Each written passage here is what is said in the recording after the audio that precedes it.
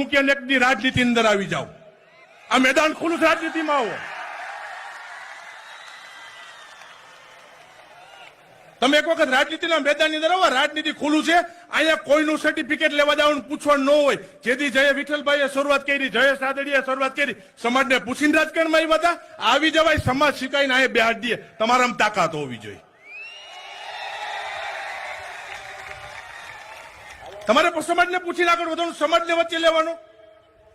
અને કીધું ને, રાજનીતિની અંદર આટલા સમયની અંદર મારી એક પણ જગ્યાએ ક્યાંય નહીં હોય કે જ્યારે હું રાજનીતિના પ્લેટફોર્મ પર નીકળ્યો છું ને, ત્યારે મેં લોકોના કામ કર્યા છે, લોકોની વચ્ચે રહ્યો છું, લોકોના સુખ દુઃખમાં ભાગીદાર બન્યો છું. આ તો સમાજનો કાર્યક્રમ છે. રાજનીતિમાં 18 વર્ષની અંદર મુશ્કેલી પડે તે જયેશ રાદડિયા રાતે 2 વાગે ત્યાં ગયો છે. એનો દાખલો ઉદાહરણ હમણાં કોરોનાની પરિસ્થિતિ હતી.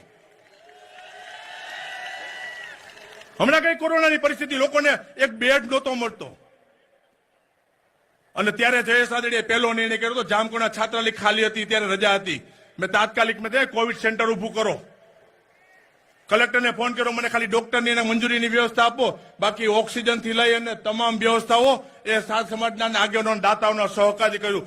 જેતપુર અને જામકરણામાં કોવિડ સેન્ટર લાવી 10,000 થી વધારે દર્દીઓને એક પણ રૂપિયો લીધા વગર અહીંથી. નમસ્કાર મિત્રો, સાંભળ્યું ને તમે જે જયેશભાઈ રાદડિયાએ જે રીતે વાત કરી કે દરેક સમાજ માટે તે રાતે 2 વાગે પણ ઊભા છે. તો એક જ સવાલ છે આ સાહેબને કે સાહેબ, રાતે 2 વાગે તમે ઊભા હોય તો જ્યારે આ અમરેલીની પાયલ ગોટીને જ્યારે રાતે પોલીસે સસ્પેન્ડ કરી અને તેના ઘરેથી તેમને ઉઠાવીને લઈ ગયા, અને તેમનું ઉઠાવીને લઈ ગયા એનો વાંધો નથી, પરંતુ એનું જે સરઘસ કાઢ્યું, તો આ ઘટના સમયે સાહેબ તમે ક્યાં હતા?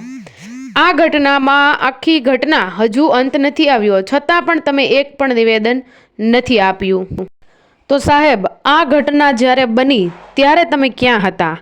સારી વાત છે, કોરોના કાળમાં તમે જે કાંઈ મદદ કરી અને જે કાંઈ આઇસોલેશન વોર્ડ ખોલાવ્યા એનો કોઈ અમને વિરોધ નથી કે કોઈ વાતમાં શોક પણ નથી. સારું તમે કાર્ય કર્યું, એની બદલ અમે લોકો દિલગીર છીએ. પરંતુ આ જ્યારે બેન સાથે અન્યાય થયો ત્યારે સાહેબ તમે ક્યાં હતા?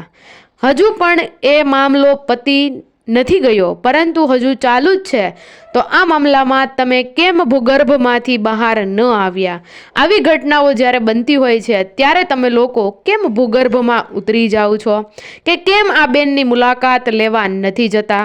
તો મિત્રો, આ વિશે તમારું શું કહેવું છે તે કમેન્ટમાં જરૂરથી જણાવજો. વિડીયો ગમ્યો હોય તો વિડીયોને લાઇક કરી અને તમારા મિત્રો અને પરિવારજનો સાથે અવશ્ય શેર કરી દેજો. અને આવા જ વિડીયો જોવા માટે અમારી ચેનલને જરૂરથી સબસ્ક્રાઇબ કરી લેજો. જય હિન્દ, જય ભારત.